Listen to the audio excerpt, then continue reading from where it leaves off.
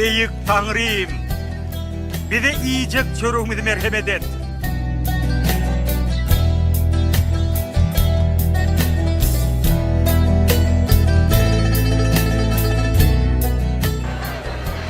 Atam bulan günahını geç.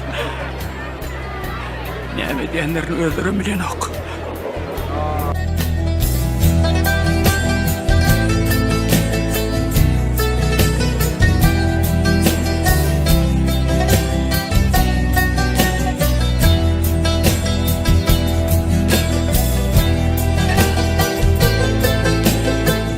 Men sizin aranızda kurumda Musa Peygamber'in kanunlarını hem de könülün aydanlarını men hakta ondan yalkayıcı elek olur hem üçüncü gün yine de direler hem de on vağız nesihatlarının hormatını Yerusalim'den maslap hem malklar tövbe derler.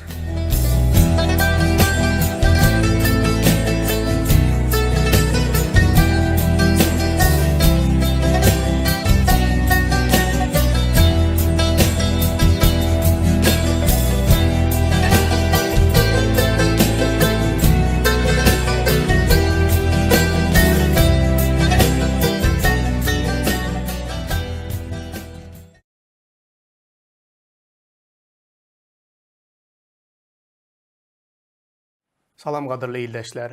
Diri Sözler adlı gepleşimimize hoş geldiniz. Bugünkü gepleşimimizde biz bu sınavların üçüncüsü barıda gürrün edip başlayaz. Yadınıza düşüye, siz ekranda görüyensiniz. 1. Yahya'nın hatının 2. bab 16. ayetinde 3 kili bizi sınağa düşürüyen zatlar vardı gürrün ediliye. Olar ten hövesleri, açgözlük ve baylık bilen mağtanmak hövesleri. Biz bugün bunun üçüncüsü barada gürrün ediyaz. Beyleki tercümelerde yaşayış tekebbirligi dep aydılıyor. Baylık bilen mağtanmak ya da yaşayış tekebbirligi. Bu bir meşhur olan bir, ulu bir sınav bizim her birimiz için mağtanmak yani tekebbirlik diyen zat. Bu nereden gelip çıktı ilki bilen? Tekebbirlik diyen zat nereden gelip çıktı? Tekebbirlik diyen zat bul ilki bilen Hudayın padşalığında ondan Hudayı şöhratlayan periştelerin ön başçısı olan dağın yıldızı diyen adı var olan hazırki şeytan özünün aklına, ovadanlığına tekebbirlik edip, menmenlik edip, nem için Hudayı şöhratlamalı? Men Hudayalı olacak, men öz tağtımı Hudaydan da yukarıda kuracak. Hudaya del de bana secde etsinler, meni şöhratlasınlar deyip, Hudayın padşalığında tekebbirlik edip, günah edip, ol yerden yere atıldı. Ve Hudayın periştelerinin 3'ten 1 bölüğünü özü bilen, bu günah bilen zayalap, özü bilen alıp yere zıngıldı. Hazır şeytan ve onun cınları şol dövrde Hudayın yanındaki Hudayı şöhratlayan periştelerde. Onlar günah edip mukaddes Hudayın huzurundan kovuldular.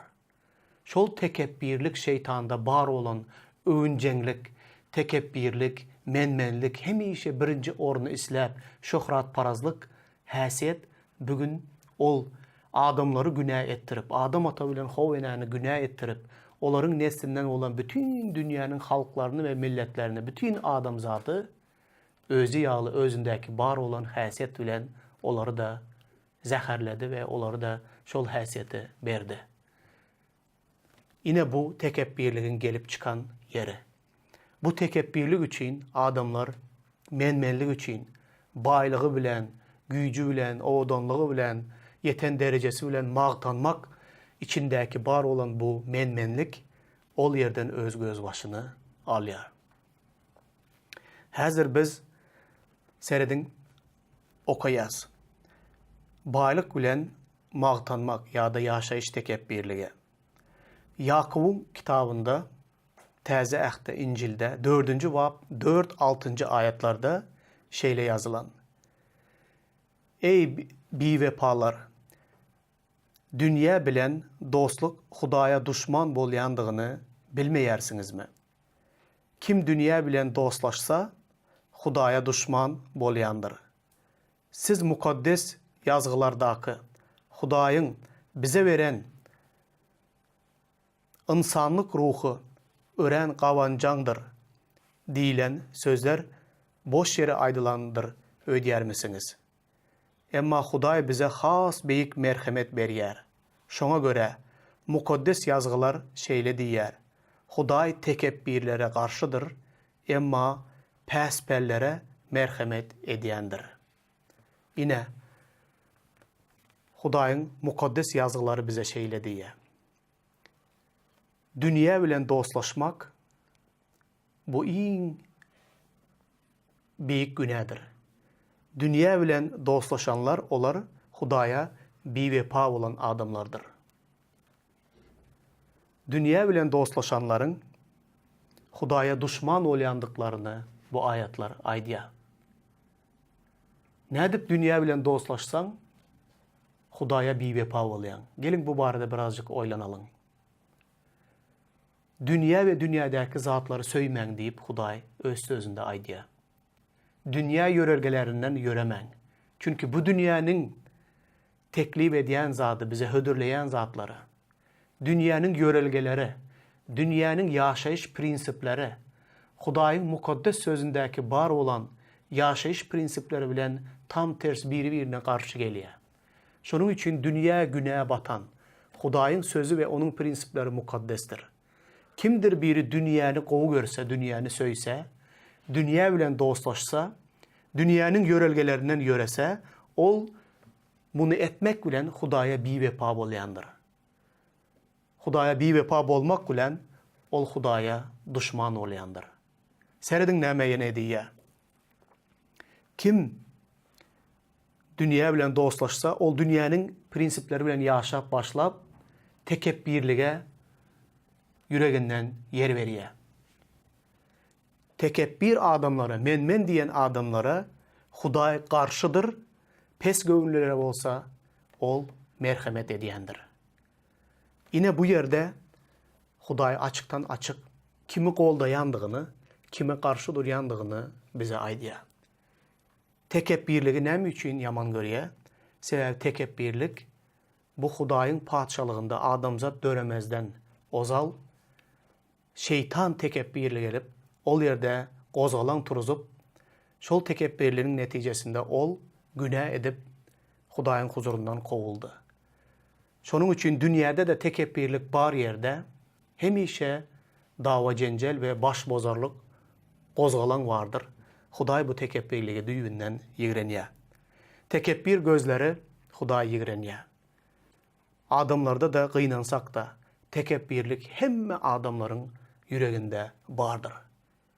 Kimde köptür, kimde azdır, emma hemme adamlarda tekebbirlik bardır.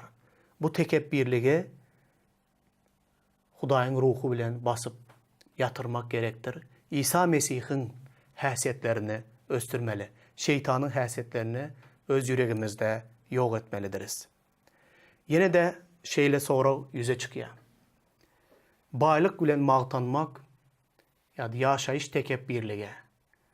Bu näme üçin yüze çıkýar? Näme üçin adamlar bu zada ýykyn edýärler we tekebbirlige, menmenlige ýetjek bolup hereket edýärler. Adamın bahası bu dünyada bizim medeniyetimizde hasta, güçlü. Adamın bahası onun yeten derecesine, adamın bahası cemiyette ona verilen baha, onun mal mülküne, onun iş yerine, onun cemiyette eyleyen ornuna bağlıdır. Şunun için hemme kim adamlar tarafından hormatlanan bolmak için, hormat kazanmak için, özüne hormat edilmegi için, adamlar bay olmak için, güçlü olmak için, bar zady bilen övünüp, magtanıp, öz cemiyetteki derecesini yukarı kaldıracak olup şeyle hareket edip şonun uğruna çıkýarlar. Şeytan da adamzadın bu ecizligini bilýär. Şonun için adamzadın içindeki menmenligi neçe östürüp bilse, Şeytan şonça da begenýän üçin adamların içindäki menmenlik östügiçe, tekebbirlik östügiçe adamlar şeytanın özüne meňzäp başlaýar. Bay olmak için ähli işe baş koşyandır adamlar. Menmenlik etmek için ne ehli günäli yol olsa da bu yol için tayyardır. Ecir çekmene de tayyardır. Kişinin hakkını yemene de tayyardır. Oğurluk etmene de tayyardır. Para almağa da tayyardır. Ne ehli günah etmeli olsa adam tayyardır. Näme üçin sebäbi ol hormat isleýär, ol menmenlik etmek isleýär, özünü görkezmek isleýär, baýlyk isleýär. Şeytan bunu bilýär. Olam diýär, eger sen hakykatdan menmenlik etmek isteseň, baýlygyň bilen, gazanjyň bilen, emlägiň bilen övünmek isteseň, onda şeýle günäli yollar var. Şu yolları baş koşsaň, aňsatlyk bilen baýarsyň diýär. Adamım hiç oylanmazdan şeytanın bu teklifinin soňunyň netijesiniň näme boljagyny oylanmazdan bolýa diýip onuň bilen razlaşýar. Netijede şeytan ine muny da toruma, duzagıma düşürdüm diýär. Şey dip milyonlarça adamları öz toruna düşürüp şeytan öz yolu bilen äkidýär. Şeytanyň soňu sanagly günü kaldı, adamzadyň sanagly günü kaldı. Wagt geler, İsa Mesih ikinci gezek yere gelecek wagty ine kapıda dur. Biz görüp oturýarys onun geljeginiň ýakynlygyny. İsa Mesih yere gelen wagtynda höküm diňe şeytanyň üstünden däl, şeytanyň prinsiplerine göre ýaşayan, şeytanyň tekebbirligi we menmenligi bilen ýaşayan ähli adamlaryň, günäde ýaşayanlaryň ählisiniň ykbaly şeytan bilen bir bolar. Olaryň hemmesi baky dözak oduna hüküm eýem edilendir diýip kitapta yazılan. Seredin, dowam etdirýän. Yakup şeýle ýaşaýyş bilen bagly olan soralarda şeýle bir gowud ýazýar. Muňa seredin, Yakup'un hatynyň 2-nji babynyň 1-4 ayatlarında şeýle diýär. Ey doganlarym, şöhratly Rabbimiz İsa Mesih'e bolan imanınızı tarapgöylük etmekten daşta saklan. Aydalı, sizin yığınağınıza altın yüzük takınıp, nepis eşikler giyinen, bay adam bilen, köne sana giyinen, garip adam geliptir. Siz bay adama hormat koyup, gelin töre geçin diyseniz, emma gariba, sen ol yerde dur ya da bu yerde ayak aslında otur diyseniz, bu sizin tarapgöylük ettiğiniz bolmaz mı? Eger şeýle etseniz, ervet pikirli kazılara meňzeýärsiniz diýär. Yine iman edenlere şeýle tavşyryk berýär. Bu aslında bu şey diýip höküm edýär. Diýelim sizin ýygnağınıza bir bay adam geldi. Bay eşikli. Onun daşından onun näkilidigi görünüp otur. İmanlılar bolup o yankı bay adama gel geç sen törde otur deyip ona aýratyn bir yer verseniz. Garip bir köne donda giren bir dayhan biri girip gelse sen o yerde otur ya da ol ayak astında otur diyseniz. Onda siz diye yüz gördüğünüz olmaz mı? Sizin edýäniniz iki yüzlü olmaz mı? Siz eger beýle hereket etseniz, onda siz diye bu ervet pikirli kazılardan näme tapawdyňyz var? Ervet pikirli kazılar kim olar? Ervet pikirli kazılar adalatsızlık höküm çıkaryan kazılardır. Olur bay adam günahkar olsa da bay adamın parasını alıp, ondan para alıp onu doğru deyip çıkardılar. Garip adam doğru olsa da pulu yokluğu için onu günahkar çıkardılar. Şeydip kazılar da adamın daşkı görünüşünde giyen evin eşigine, sürüyen maşinına, yaşayan cayına seredip ona hormat edýärler. Sizin içinizde, Hudaýa hakykatdan iman edenlerin içinde beýle ýagdaý bolmasın. Siz her kime den göz bilen seredin. Adama baka veren wagtyňyzda dünyanın baha verişiyalı bermeň. Hudaýyň prinsipleri bilen dünyanın prinsipleri şu yerde biri-birine gapma garşy gelýär. Hudaý gökten adamlara sereden wagtynda adamın egnine geýen geyimi bilen, adamın sürýän maşyny bilen, adamın ýaşaýan jaýy bilen ýa-da jemgyýetdäki sosial derecesi barada ýa-da iş yerindäki yeten derejesine göre baha vermeýär. Hudaý üçin adamın tılladan, altından, nefesten, gövherden dakynan şaý sepleri de Hudaý üçin bu hapaýaly bir zat. Hudaý üçin bu zatlaryň hiç bir manysy da, bahasy da ýokdur. Hudaý bu zatlara seredip adama baha vermeýär. Hudaý näme zatlara seredip adama baha berýär? Adamın kiçi göwnüligi, adamçylygy, häsiýeti, insanperwerligi, adamın içki dünýäsindäki bar olan häsiýetlerine Hudaýyň gözü şoňa düşýändir. Hudaýa senin daşky görnüşiň wajip däldir. Hudaý ýürege seredýändir. Şonuň üçin Hudaý iki adama baha berjek bolsa, dünýäniň prinsiplerine göre baha vermeýär. Dünýä adamın daş görnüşine, baýlygyna seredip oňa hormat edýär. Hudaý adamın ýüregine, onuň häsiýetlerine seredip oňa baha berýär. Seredin bu ýerde ikisi biri-biri bilen tam ters gelýär.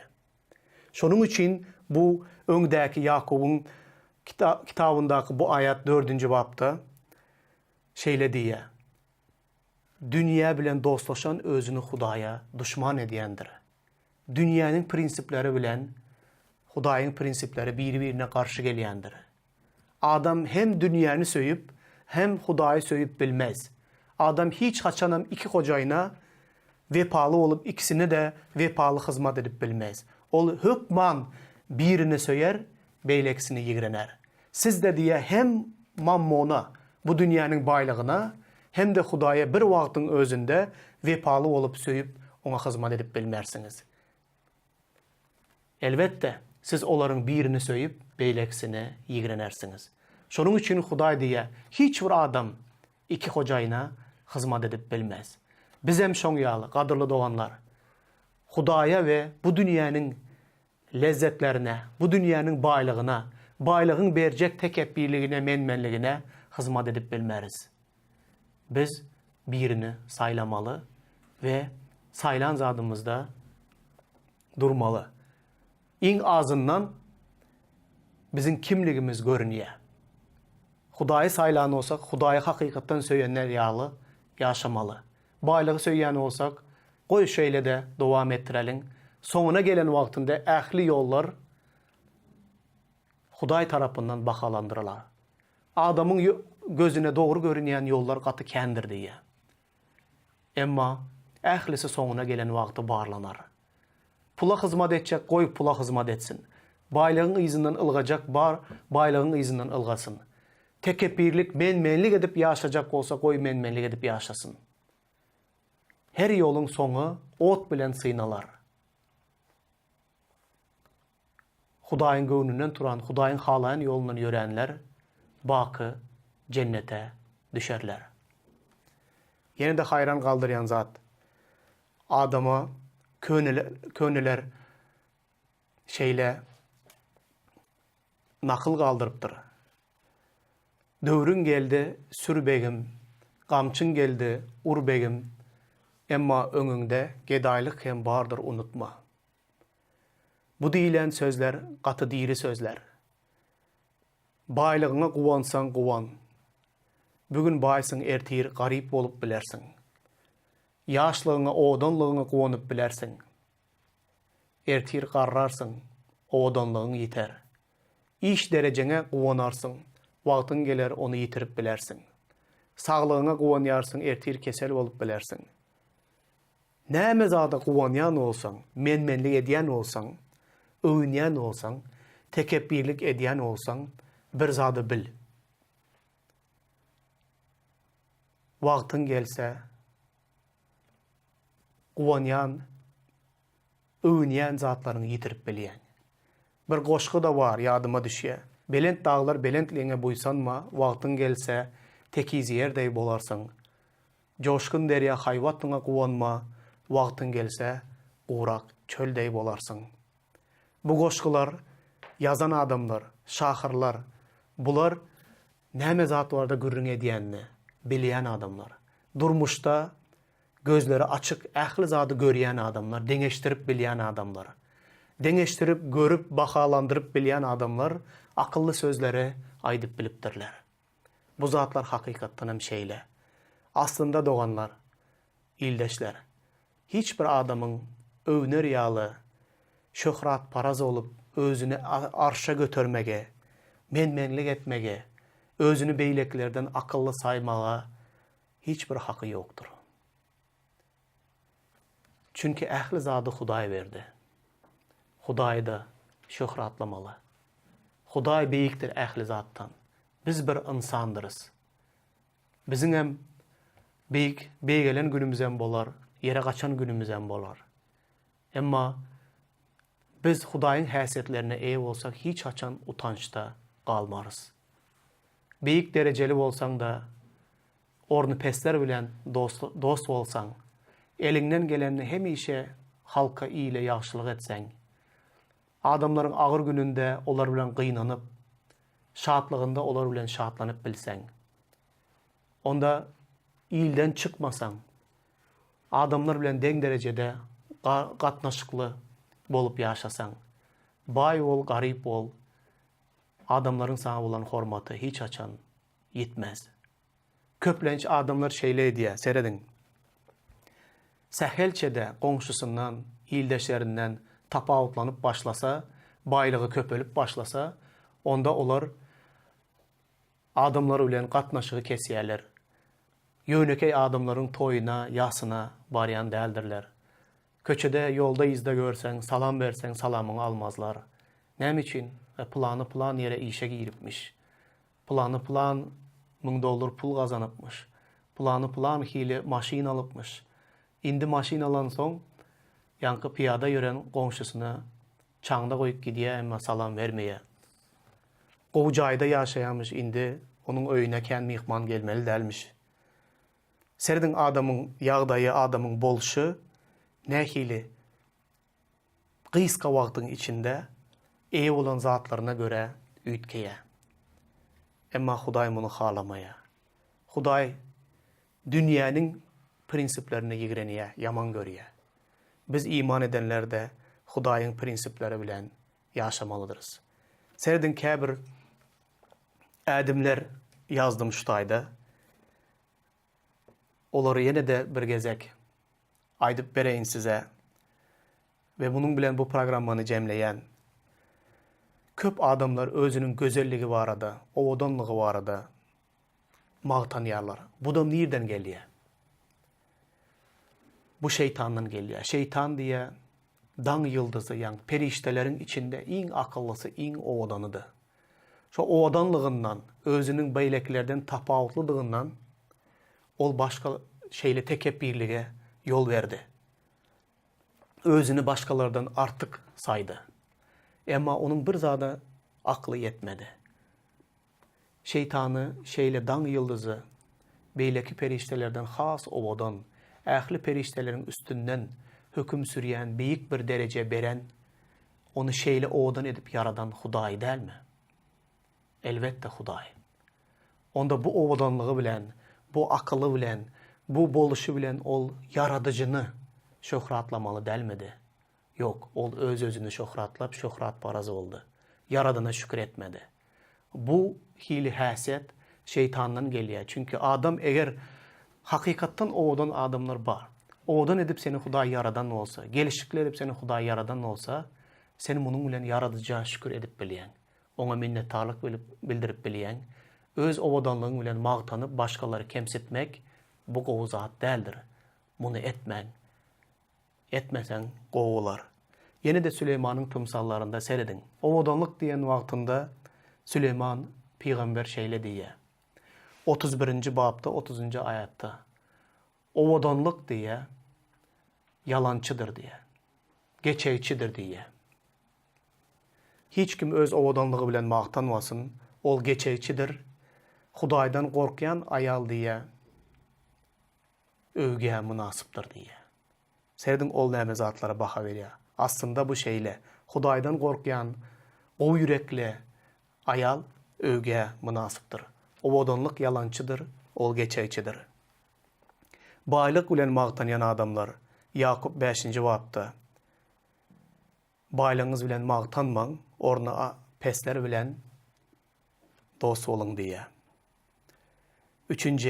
Bilimi akıllı bilen magtanýanlar. 1. Korintoslar 1. babda bu barada köp aýdýar. Grekler barada aýdýar. Bilimi bilen magtanyp, bu dünýäniň akyldarlary, bu dünýäniň bilimli adamlary öz akıl düşünjeleri bilen Hudaýyň iýbereni Mesih İsa'ny tanap bilmediler. Olar eger öz akıl düşünjesi bilen Hudaýyň ýoluny, Hudaýyň sözüne düşünüp onu bilen olsalar, onda olar şöhratly Rebbe diýe haça çüýlemezdiler. Şonuň üçin Hudaý diýe akıllı men diýip özüni hasaplayanlaryň utandyrmak üçin, olaryň akılsızlygyny görkezmek üçin dünýäniň diýe hiç kim saýýanlaryny, akılsız saýýanlaryny saýlady ve olaryň üstü bilen öz beýikligini görkezdi. Bu nähili täsin zat. İşleyen derecesi bilen magtanyanlar var. Bu doğru değil. O da geçeçidir, o da yalançıdır. Milleti bilen magtanyan adamlar var. O da gowy zat değil. Çünkü Samaryalıları Lukanyň hoş habar 10-njy babda iň äskerilmeýän Samaryalılar ona Samaryalı diýen tymsalında hiç kimin kömek etmedik köçede yatan yaralanan adamına yankı qarışık arassa däl diýilip hasaplanýan Samaryalı adam barıp ona kömek etdi. Şonuň üçin milletiň bilen men arassadyryn, men eýledirin diýip magtanma. Gowy zatlary etmek bilen magtan. Öz dini derecesi bilen magtanýan adamlar var. Salgyt ýygnaýjy bilen bir farisey Hudaýyň ýanyna gelip, salgyt ýygnaýjy men bu günäkär ýaly däl, men ondan birimi berýän, men eýle edýän, men beýle edýän, şonuň üçin men bu salgyt ýygnaýjy ýaly däl diýip övünüp dile gedýär.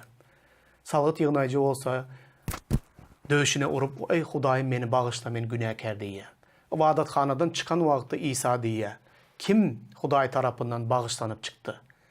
Şol günäsine towba edýän salgyt ýygnaýjy günäkär günäsinden aklandy. Yankı öz doğruluğu bilen magtanýan dindar adam günäleri bagyşlanmady diýär. Siz de Hudaýyň öňünde magtanmaň, tekebbirlige yol bermäň, baýlygyňyz bilen de magtanmaň. Nämeňiz bar bolsa, eýe bolan zadyňyz bilen yaradyjyny şöhratlaň. Goý Hudaý size pahta bersin. Amin. Ey beýik Taňrym, bize iýjek çörüňizi merhemet et.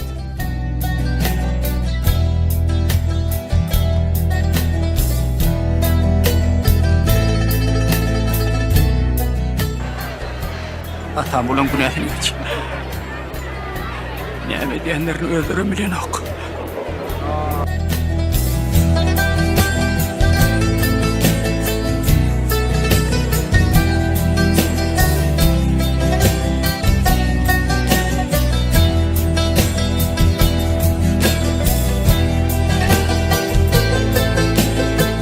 Men siziň araňyzda gurumdy Musa peýgamberiň kanunlaryny hem düköneliň aýdanlaryny men hakda ondan ýalkaýjy elek bolar hem 3-nji gün ýene de diýreler. Hemde oň wagaz nesihatlarynyň hormatyna Ýerusalemden maslap hem malklar tow ederler.